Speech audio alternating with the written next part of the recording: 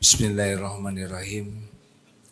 Assalamualaikum warahmatullahi wabarakatuh. Alhamdulillahi rabbil alamin. Segala puja dan puji hanya milik Allah Subhanahu wa taala yang maha dekat, maha menyaksikan, maha mendengar. Dialah Allah yang maha agung yang menciptakan kita dan menciptakan segala-gala yang ada. Dialah Allah pemilik segala-galanya. Tidak ada satupun yang ada di alam semesta ini kecuali milik Allah. Dan dialah Allah yang mengurus segala-galanya. Tidak ada satupun yang ada di alam semesta ini kecuali diurus oleh Allah. Setiap saat tidak bisa lepas dari genggaman Allah. Segala puji bagi Allah yang tidak ada satupun yang bisa terjadi, baik nikmat maupun musibah, kecuali dengan izin Allah, penguasa takdir, termasuk pertemuan ini. Ini tidak ada pertemuan ini kecuali Allah yang mengizinkan. Semoga selain diizinkan juga ridho terhadap pertemuan ini.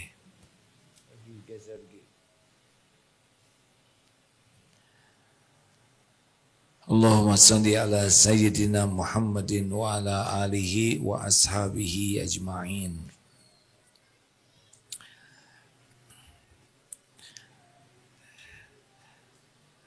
Mengapa Rasulullah diutus ke bumi?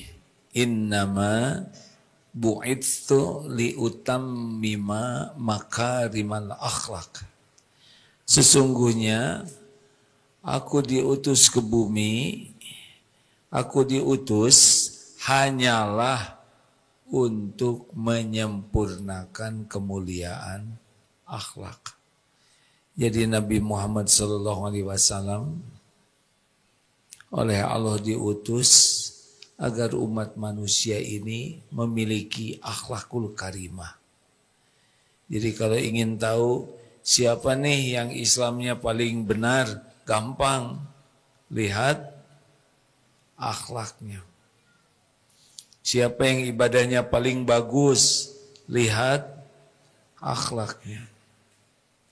Siapa yang paling kuat imannya, lihat akhlaknya. Kenapa? Karena akhlak itulah yang menunjukkan ketakwaan seseorang. Al-Hujurat ayat 13. Inna akramakum indallahi atqakum.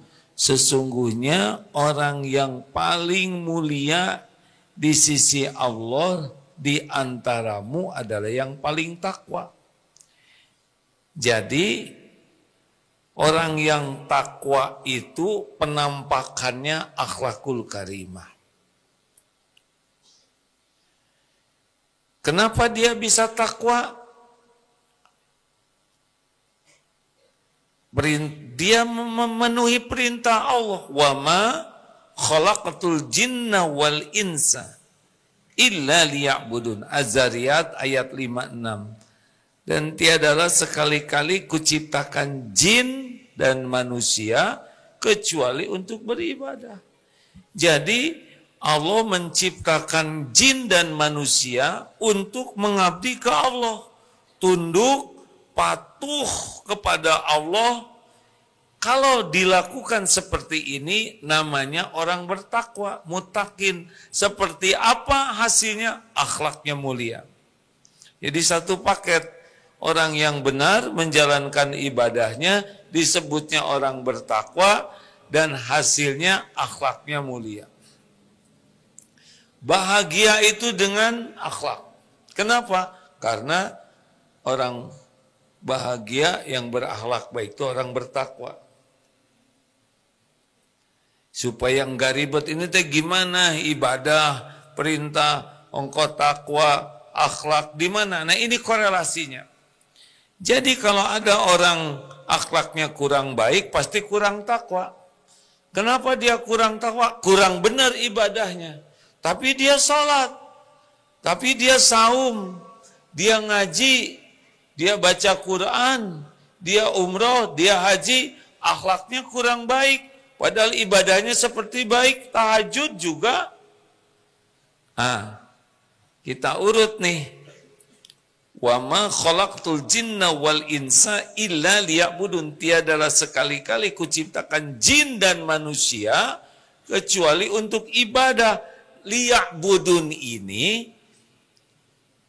ulama tafsir Imam Ibnu Katsir, semoga Allah merahmati beliau, liya'rifun, awal dari ibadah itu adalah mengenal Allah. Di sini kuncinya nih. Jadi kita sering ibadah, tapi Allahnya tidak kita kenal dengan baik.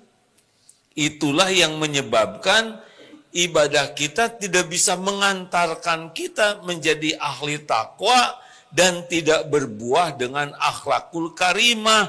Walaupun dia sholat, ke masjid, ngaji, sedekah, umroh, haji malah. Tapi kenapa akhlaknya tidak sebagus semestinya?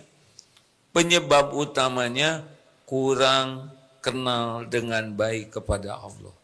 Karena orang baru bisa ibadahnya bagus kalau ma'rifatullah.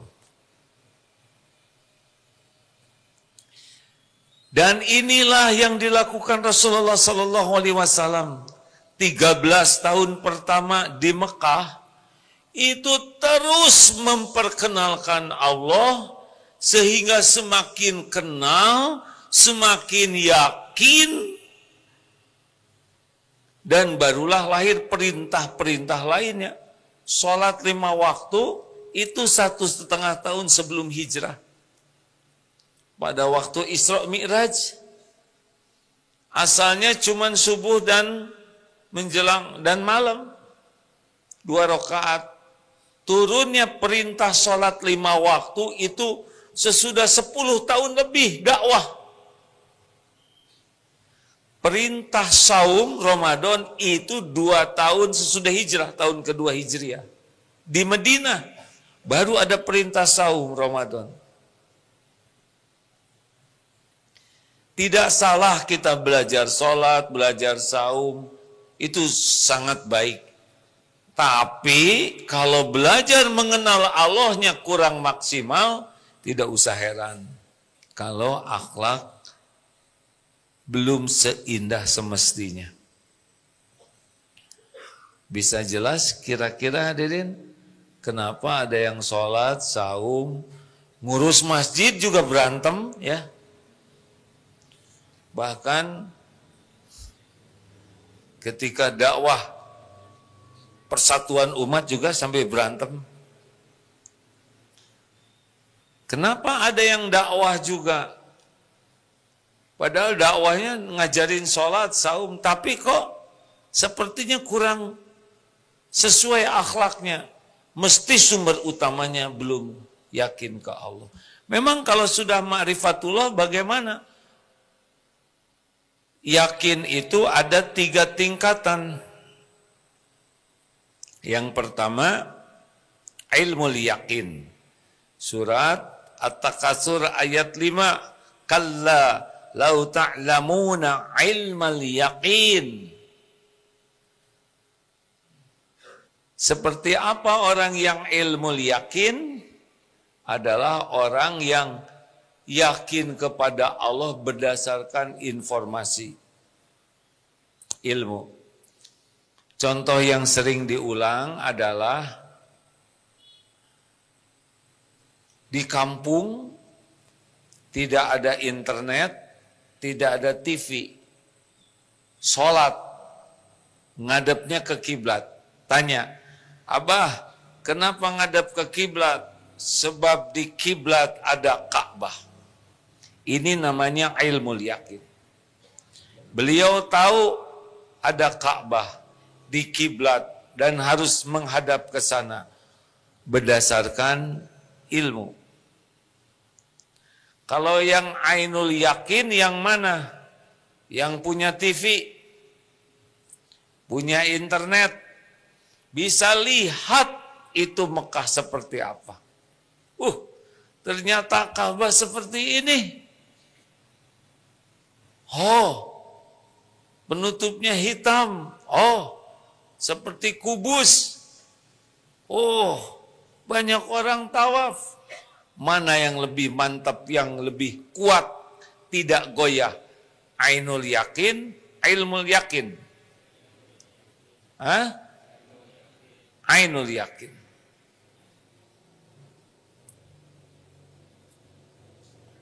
Ada lagi yang ketiga. Kalau ainul yakin, At-Takasur ayat 7 ya.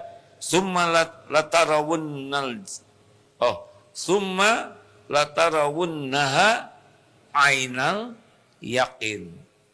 Itu ayat 7.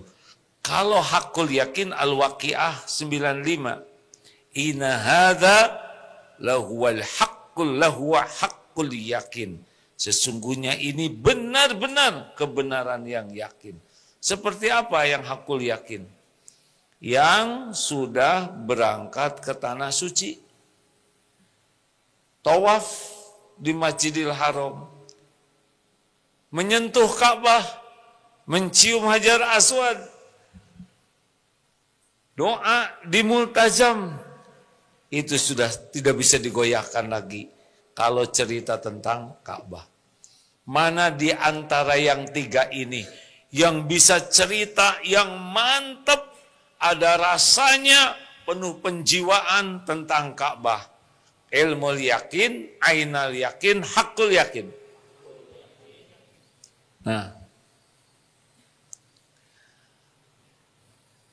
begitulah hadirin tingkatan orang yang hakul yakin kepada Allah. Apa efeknya? Efeknya sudah pasti akhlakul karimah. Makin yakin kepada Allah, Allah maha dekat, Allah maha mendengar, Allah maha menyaksikan. Yakin dia akan sulit maksiat. Bagaimana kita berani maksiat kalau kita yakin sedang ditatap oleh Allah? Ini saudara-saudara yang hadir di sini ini lagi hakul yakin kepada Agim, ya kan? Berani maksiat di sini? Hah? Gak berani. Hakul yakin Agim ada. Ini makhluk kalau ini. Kalau kepada Allah nanti caranya berbeda. Orang yang hakul yakin, dia sulit maksiat. Makin yakin, pasti ada maksiat, tapi segera nyesal, segera taubat, dan segera meninggalkan. Ali Imran 135, ya. Kalau dia berbuat keji, dia segera ingat Allah, segera mohon ampun, dan meninggalkan perbuatan buruknya. Sedangkan orang yang berbuat maksiat lancar, berulang-ulang, berarti dia tidak yakin kepada Allah. Mungkin dia menyebut nama Allah, tapi dia tidak yakin, belum yakin. Apalagi ciri orang yang yakin, ikhlas. Enggak pusing orang mau lihat, mau tidak lihat, gak ada masalah. Allah udah lihat kok. Orang mau tahu, orang tidak tahu, gak ada masalah. Allah tahu. Anteng hidupnya tuh. Orang berterima kasih, orang tidak berterima kasih, gak ribet sama sekali. Apa urusan kita dengan terima kasih orang? Kan? Makanya orang yang kurang yakin ke Allah banyak tersinggung.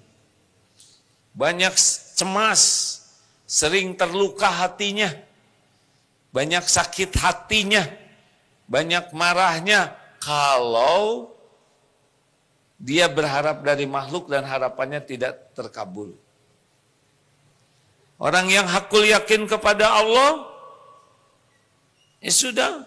Orang berterima kasih ujian dari Allah. Orang tidak berterima kasih juga ujian dari Allah. Dua-duanya ujian.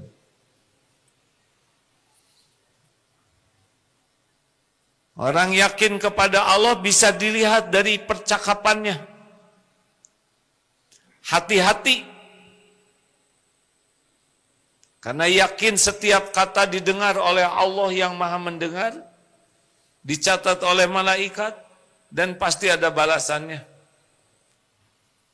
Maka kalau orang bicara sembarangan, itu menunjukkan tingkat keyakinan kepada Allahnya belum mantap.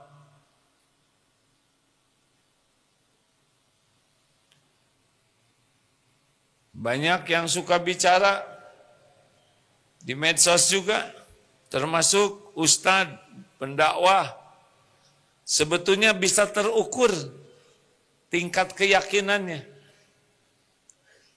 Makin yakin kepada Allah, makin hati-hati memilih kata. Tidak mau bicara maksiat, tidak mau bicara sia-sia, sedikit sia-sianya. Mungkin ketika lupa kepada Allah keluar sia-sia. Apalagi orang yang yakin kepada Allah, tenang menghadapi musibah. Karena yakin musibah terjadi, izin Allah. Musibah terjadi, sudah diukur oleh Allah. Musibah terjadi, pasti ada kebaikan di balik musibah ini. Dia ridho dengan musibah yang menimpa. Faman radiya falahu ridho. Terjadi musibah, izin Allah, qaddarullah wa ma syaa fa'al. Ini sudah takdir Allah. Makanya tidak panikan, tidak galauan, tidak liaran. Maksudnya lalier. Tenang, ajeg. Apalagi orang yang yakin ke Allah, gak akan berharap dari makhluk. Gak akan berharap. Karena tahu makhluk itu tidak bisa memberikan apa-apa kecuali Allah yang menggerakkan. Karena tahu makhluk itu tidak bisa memberi manfaat kecuali Allah yang menghendaki. Dan tidak takut ke makhluk. Karena tahu makhluk tidak bisa menimpakan mudarat tanpa izin penguasa segala kejadian. Tenang saja. Bagaimana kalau ada anjing? Takut jangan. Tergantung anjingnya usia berapa. Saya tidak boleh bohong. Kalau anjing baru lahir, itu juga anjing, ya kan? Takut tidak sama Doberman, usia dulu. Tapi anjing segalak apapun, ciptaan siapa? Milik siapa? Yang mengurus binatang itu siapa? Bisakah anjing menggonggong tanpa izin Allah? Gak bisa. Yang ngatur volume suaranya tuh Allah. Coba anjing udah gede-gede keluarnya. Kurang wibawa. Disesuaikan.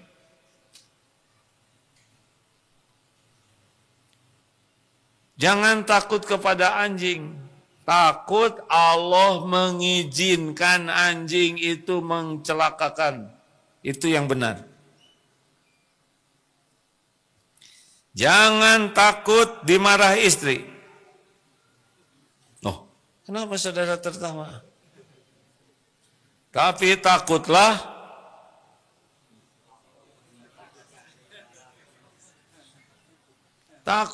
kita yang berbuat dosa. Lalu istri marah. Ya. Takutlah kita yang melakukan sikap buruk. Istri marah bahaya? Bahaya. Kalau kita tidak tobat. Ini jelas hadirin ya. Bukan masalah bawa pentungan. Bahayanya kalau kita tidak tobat. Sudah dijelaskan kan? Kecopetan itu musibah. Tapi musibah yang lebih besar, kita tidak menemukan dosa yang mengundang kita tertimpa musibah. Itu yang lebih besar. Jadi kalau saudara sudah nikah dimarahi istri, ya itu musibah. Tapi musibah yang lebih besar dari kemarahan istri, kita enggak bisa tobat. Tidak menemukan dosa yang mengundang kepahitan itu menimpa. Makanya orang-orang yang yakin kepada Allah, kalau ada kepahitan sekecil apapun, gelisah, digigit semut, mencium bau-bauan, kepleset, kendaraannya mogok, apapun bawaannya tobat. Karena yakin setiap musibah itu ada keterkaitan dosa dia yang mengundangnya. Kalau anak nangis, apa yang harus kita lakukan sebagai orang tua? Belum juga 2 menit, udah lupa. Astagfirullahaladzim, istighfar. Loh, kok anak nangis kita yang istighfar? Masa anak suruh istighfar? Setiap situasi tidak enak, ada baiknya kita bertobat. Lagi jalan, sini ada 3 jalan. Pas jalan, ada bangkai di sana, bau sekali, sampai mual. Istighfar. Karena sebetulnya Allah bisa mengarahkan kita ke jalan yang lain. Tapi kenapa kita dibelokkan ke yang ada bangkainya itu? Tidak enak, ini harus ditobatin. Siapa tahu kita sudah bergibah. Penggibah kan makan bangkai saudaranya yang sudah mati. Makin yakin kepada Allah, makin susah maksiat, makin nikmat taat. Karena tahu memang kita diciptakan untuk sholat, untuk ibadah. Jadi nggak ada berat-beratnya sama sekali. Panggilan azan tuh sadar betul. Kenapa kamu 5 kali ke masjid? Lah memang saya diciptakan untuk ini. Kita kan diciptakan untuk ibadah. Pilarnya sholat. Jadi kita sholat 5 waktu itu, berangkat ke masjid, pulang pergi, emang itu pekerjaan kita. Selain dari sholat, kita isi dengan ibadah bentuk lain. Kuliah, ngaji, beres-beres rumah, dagang, kerja, ngantor, itu ibadah. Buat kita mah semuanya gak ada urusan dengan uang. Tapi semua kegiatan kita adalah ibadah. Perkara rezeki, karir, ya itu bukan urusan kita. Itu urusan Tuhan kita. Pencipta, pemilik, penguasa, penentu segala-galanya. Gak usah ribet. Allah sudah tahu kebutuhan kita. Lebih tahu dari kita sendiri. Dan selama ini pun diurus oleh Allah. Benar? Dari zaman sebelum jadi janin sampai sekarang, pernah tidak sehari aja Allah lupa ngurus kita? Tuh kan gak jawab. Gak harus ikhlas tuh, jangan terpaksa. Pernah tidak sehari aja kita gak diurus oleh Allah? Sejam aja. Misalkan sejam lah gak didetakin jantung gitu. Semenit gak ada sekejap pun. Kecuali kita diurus oleh Allah Tuhan kita, pemilik diri kita. Jadi jangan risau. Kita doa bukan ngasih tahu Allah. Allah sudah lebih tahu keadaan kita daripada kita sendiri.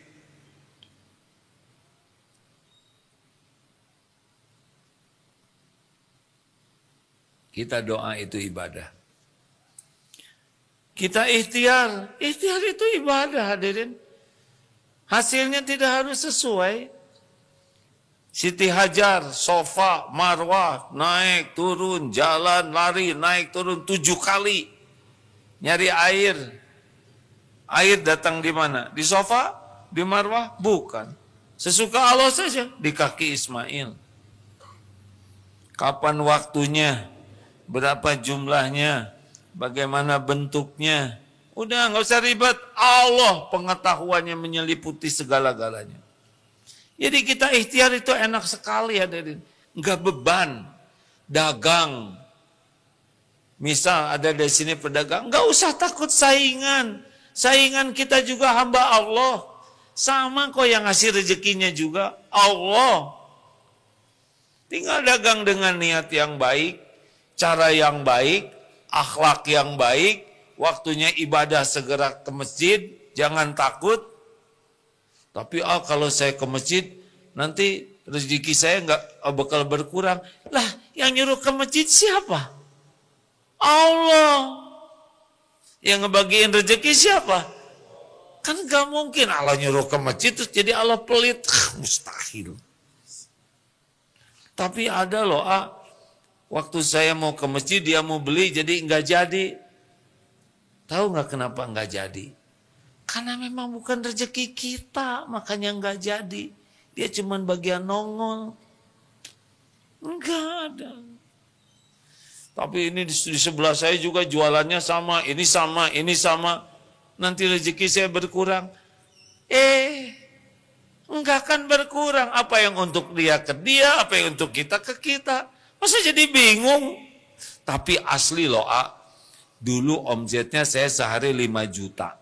Sekarang sesudah ada pedagang di samping saya, jadi 3 juta. Saya rugi 2 juta sehari. Rugi dari mana? Emang saudara tahu harus 5 juta tiap hari? Emang sekarang bagian 3 juta. Makanya dikasih kiri kanan. Rezeki dia ada masing-masing satu. Jangan rewel. Aduh, gimana ya, saya ini wajahnya kurang cakep. Kayaknya nggak ada yang mau sama saya. Dengar ya, kalau yang punya jodoh yang cakep-cakep, berarti kita nggak punya jodoh semuanya. Ini asli nih hadirin. Kan ada yang, siapa yang mau sama saya?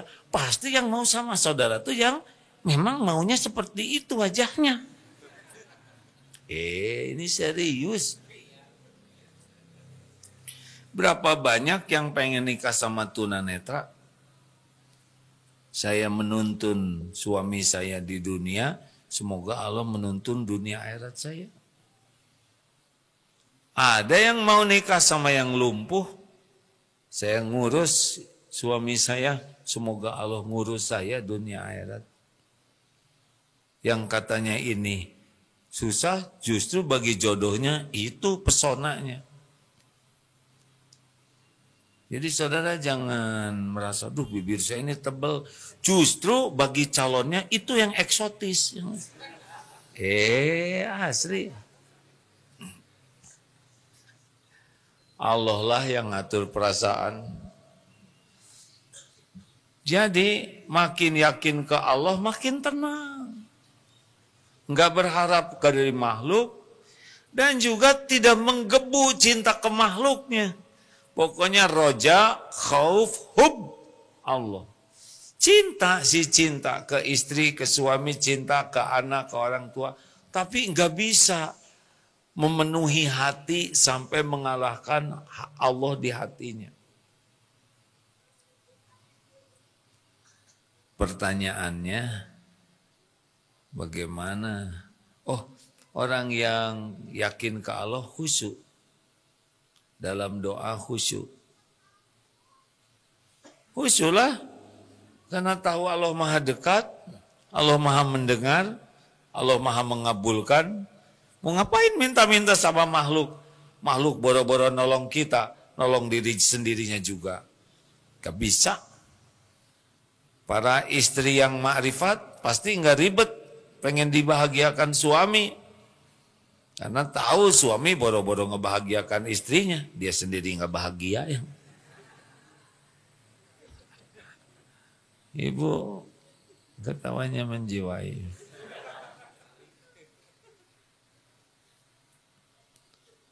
Ini tamu dari mana tadi? Yang dari mana, Bu?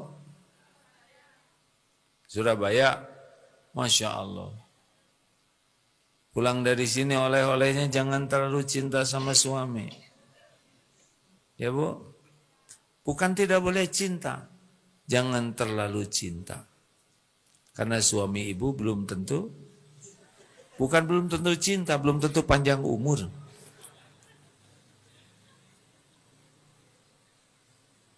Kita sebagai suami nggak usah berusaha keras supaya istri mencintai kita. Nggak usah, Pak. Istriku, cintai dong aku. Aduh Mas, beda sekarang. Dulu ada, sekarang berkurang terus. Terus yang agak enak malah sekarang Mas. Biarin, nggak apa-apa. Yang penting kita aja lakukan yang terbaik. Gimana ngebulak-balik hati istri? Gak bisa.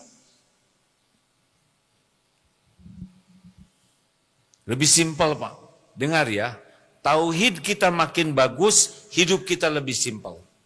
Tauhid kita makin bagus, hidup kita makin tertata dengan baik.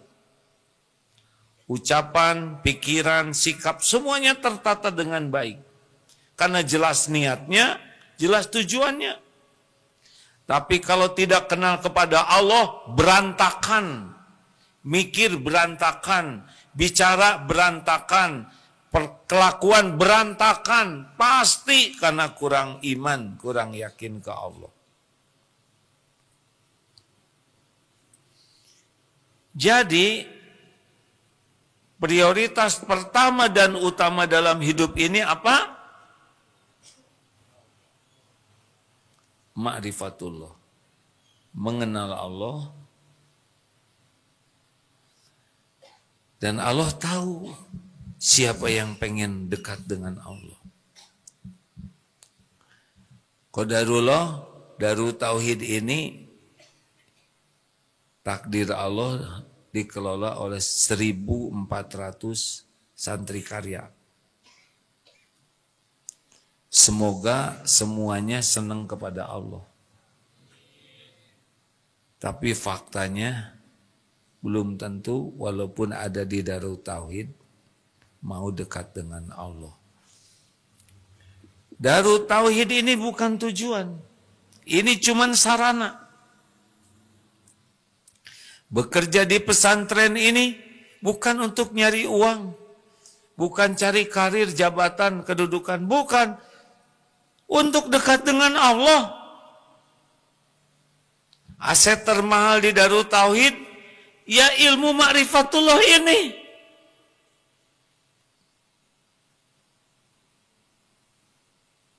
Karena kalau ada di sini nggak kenal Allah, ya sudah pasti sikut-sikutan sama temennya, pengen dunia, pengen karir, mendengar ada mutasi langsung gak enak badan karena rasanya mau dimutilasi, stres. Karena memang tidak kenal siapa yang menetapkan. Hari-harinya galau, GTA, galau tiada akhir. Bacem, banyak cemas. Liur,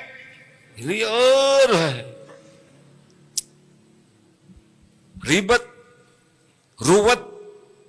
Urusan jadi besar semuanya.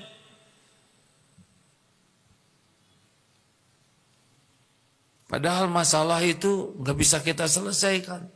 Allah menciptakan masalah supaya kita dekat dengan Allah. Allah membimbing kita menyelesaikan masalah. Kita tidak dirancang menyelesaikan masalah, hadirin. Kita dirancang untuk mengenal Allah, lalu tunduk patuh kepada Allah. Nanti urusan kita diurus oleh Allah. Selama ini kita ngaco aja, tujuh kita diurus oleh Allah. Coba bayangkan kalau kita harus menyelesaikan persoalan tubuh ini. Gak bisa apa-apa. Jantung, kedip, Aduh capek nih, saya mau tidur. Tidur siapa yang ngedetakin jantung? Napas, keluarin. Ini keluarnya mandek nih, melendung. Repot, makan. Mana? Salah, itu paru-paru. Repot. Belum lagi lupa. Gigi, harusnya kan terukur. Karena kita nggak ingat, ngegedein. Makin tua, jadi kayak kelinci. Repot sekali. Diurus kita setiap saat, benar? Jadi harus bagaimana sekarang? Kalau sudah jelas ya bahwa semua ini goalnya akhlakul karimah. Akhlakul karimah itu merupakan buah ketakwaan. Orang takwa itu adalah yang menjadikan seluruh aktivitas hidupnya ibadah. Dan ibadah ini baru benar kalau diawali ma'rifatullah. Maka pertanyaannya berapa energi, waktu, tenaga, pikiran untuk belajar mengenal Allah. Itu sumber utama kita bisa berakhlakul karimah.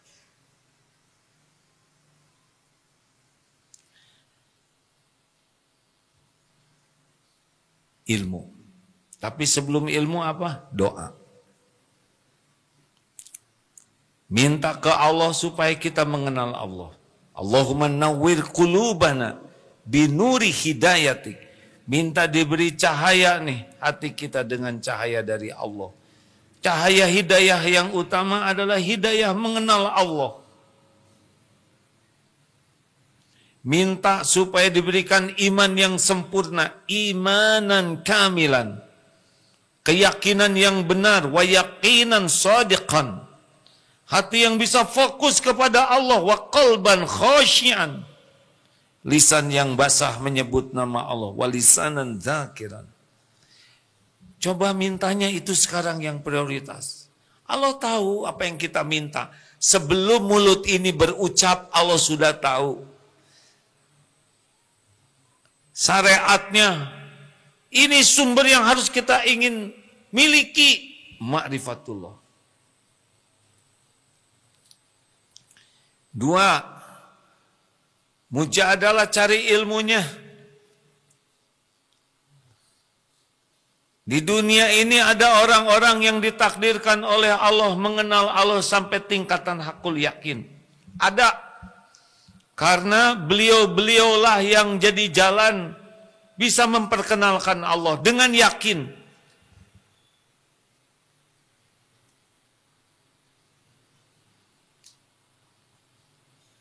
Ada, Nabi sudah tidak ada. Ada pewaris Nabi. Ulama.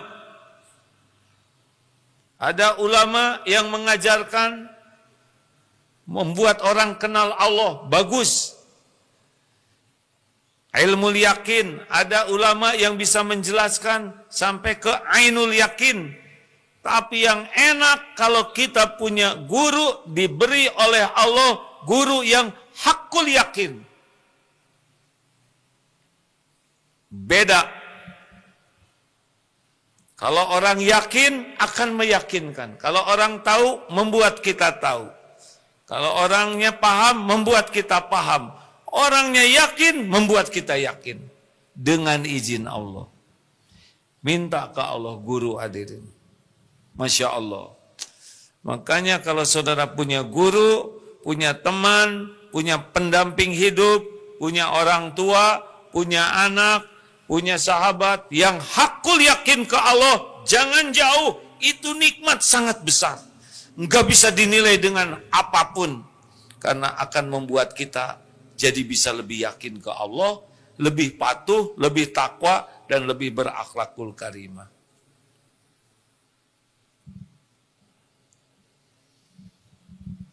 Pernah minta guru ke Allah? Enggak, jarang.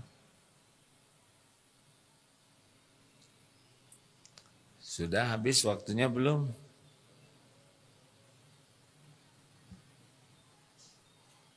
Sedikit lagi boleh dilanjutkan?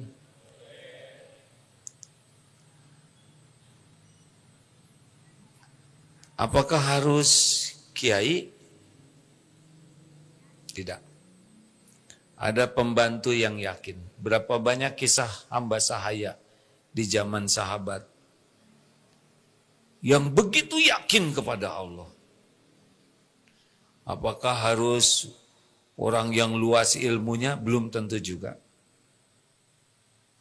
Apa cirinya orang yang yakin kepada Allah? Yang tadi itu, ya.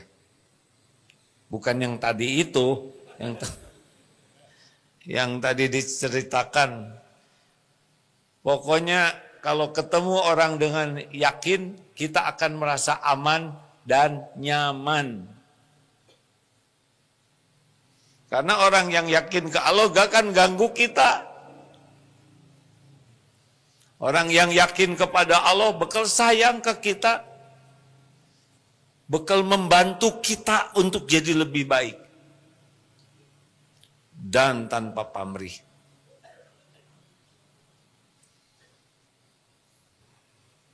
Dan orang yang yakin ke Allah sangat berpegang teguh kepada syariat.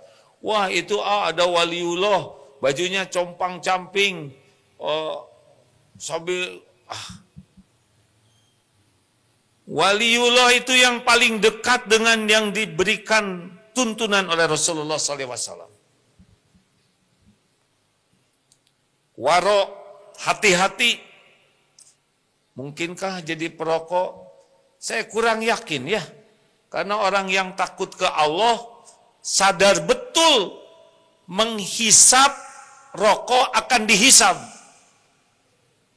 Sedangkan kajian ilmiah membuktikan bahwa rokok itu merusak. Ini paru-paru titipan Allah. Bagaimana berani merusak titipan Allah? Kan disebut juga merokok menyebabkan kanker, serangan jantung, impotensi, gangguan kehamilan dan janin. Ini nyata merugikan.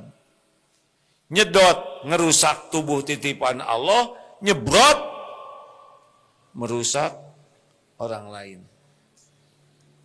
Tiap rupiah pasti dituntut oleh Allah nanti. Tiap rupiah, tiap hembusan. Karena menghisap rokok memakan waktu produktif. Tapi kan merokoknya sambil zikir. Kalau zikir benar pasti gak pengen ngerokok. Sepengetahuan saya begitu. Saya tidak menilai, tapi Ustadz jangan ngomongin orang lain. Mungkin Ustadz tersebut punya pemahaman yang berbeda. Tapi bagi saya, Rasulullah tidak mungkin melakukan sia-sia. Pernahkah terbayang di Masjid Nabawi ada asbak? Bukan ketawa, jawab. Pernahkah kebayang Imam Syafi'i, Imam Ahmad, Imam Maliki pada merokok? Ya sudah. Para sahabat mungkin? Sambil mau perang, tunggu dulu Tidak kebayang. Tidak kebayang. Pasti hati-hati. Karena yakin setiap yang dilakukan akan dihisab.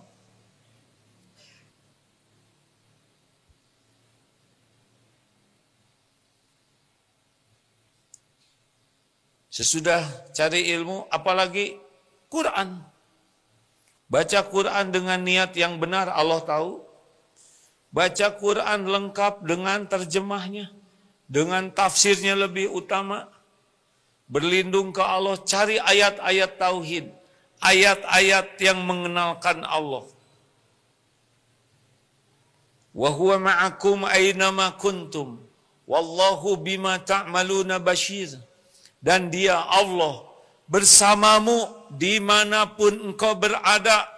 Dan Allah maha melihat apapun yang engkau kerjakan. Bertebaran ayat-ayat Allah memperkenalkan dirinya. Al-Quran itu kalam Allah. Allah memperkenalkan dirinya. Makanya para pembaca Quran yang paham maknanya, mentadaburi artinya, akhlaknya akan baik. berapa banyak orang non-Islam yang membaca terjemah Quran karena tertarik kepada perjuangan saudara kita di Palestina. Belum ke bahasa Arabnya, tapi baca terjemahnya, ningkat imannya. Tenang, tidak takut mati, yakin tentang rezeki, karena paham. Membaca Al-Quran tanpa paham, kalau ikhlas dapat pahala. Membaca Al-Quran kalau ikhlas lengkap dengan pemahaman makna dan tadaburi, selain dapat pahala, dapat hidayah. Apalagi pelajari Asmaul Husna. Di antaranya dari Al-Quran, di antaranya dari hadis Rasulullah SAW. Asma wa sifat Allah. Ini prioritas. Jangan sibuk ingin mengenal caleg, capres. Kita harus kenal ini siapa pemain sepak bola yang transferan. Mau ngapain? Katanya artis itu nikah sama si itu. Kita harus pelajari baik-baik. Mau ngapain? Waktu kita terbatas. Prioritas kita mengenal Allah. Apalagi supaya makin yakin ke Allah, bergaul dengan orang-orang yang yakin. Nular itu. Neng, ada siapa? Sama aja Kang. Wa asiru qaulakum awijharu bih innahu alimum bidati sudur. Al-Mulk ayat 13. Mau engkau rahasiakan, engkau jaharkan, Allah tahu isi hati. Yang jelas-jelas aja Kang. Setiap ucapan didengar oleh Allah, dicatat oleh malaikat. Wah, gawat orang stres ya. Maaf Neng, nggak jadi naksirnya. Tegang. Allah wae ya mah. Saya baru selesai istiqoroh Kang. Barusan saya doa, kalau baik tampakkan kebaikan, jodohkan, kalau enggak tampakkan. Nah sekarang nampak bahwa kita bukan jodoh. Mana yang mau menang jodoh deh. Setiap perkataan akan kembali kepada yang astagfirullah. Sing enggal keng jodoh Neng.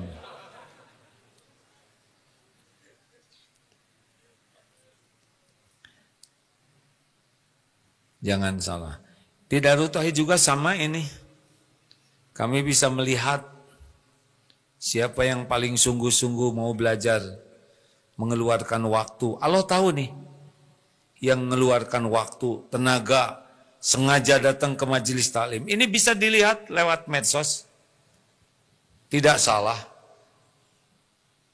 Tapi kalau masih memungkinkan datang, dan Allah tahu siapa yang meluangkan waktu, capek pulang ngantor, ongkos, di sini itikaf, pulang nanti agak larut malam. Tidak ada yang disia-siakan oleh Allah, sekecil apapun juga. Yang tidak bisa hadir, misalkan yang menyimak ini di Afrika Utara, ya nggak ada masalah. Ya. Karena mau ke sini juga, ya baru nyampe bulan depan. Tapi yang mampu, tapi tidak mau berusaha, tidak ada uzur, tentu beda dengan yang berusaha. Karena Allah satu-satunya yang menghujamkan keyakinan di hati seseorang. Dalilnya, walladzina jahadu fina lanahdiyannahum subulana. All out. Beda. Coba saja nanti saudara menyimak lewat medsos, tendangannya beda, ya. Kecuali nggak ada kemampuan ke sini dan ya Allah, saya belajar dan fokus, itu Allah yang ngasih.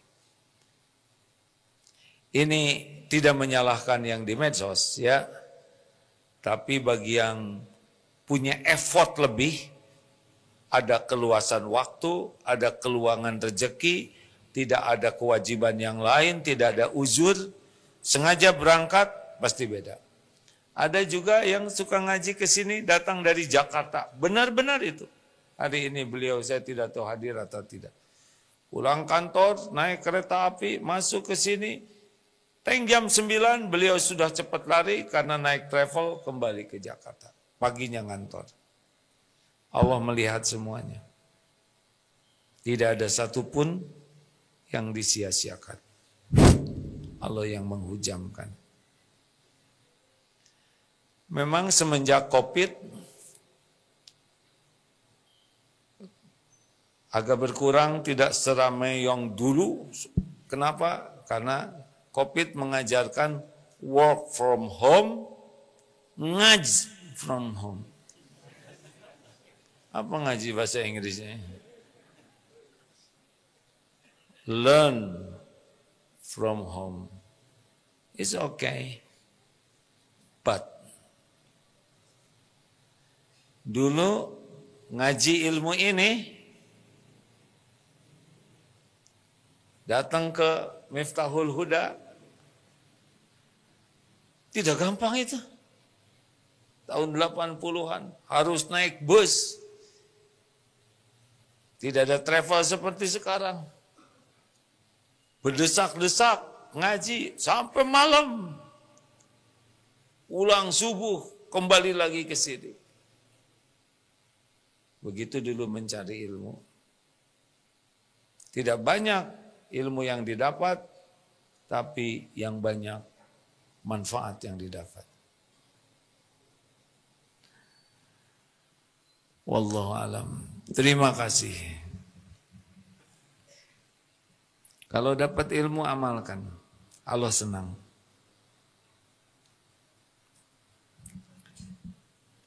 Yang akan datang, yang hadir ini ajak, yang punya motor bonceng orang yang dikenal dan sejenis ya. Kalaupun lawan jenis yang halal. Aduh, ini saya ngebonceng calon saya. Turunkan di rumahnya. Suruh dijemput oleh emaknya. Janganlah. Kita belum tentu panjang umur. Keyakinan inilah yang akan membuat amal kecil menjadi besar di sisi Allah. Karena ikhlas.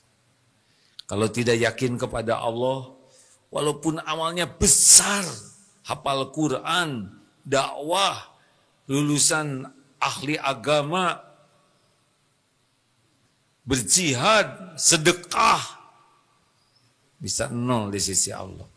Karena orang yang tidak mengenal Allah akan menjadikan amalnya mencari kedudukan di hati makhluk. Dan Allah tidak menerima.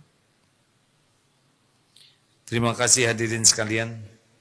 Kita akan segera akhiri. Mudah-mudahan Allah yang maha mendengar, ridho, menerima, dan menjadikan majelis ini majelis ahlul yakin.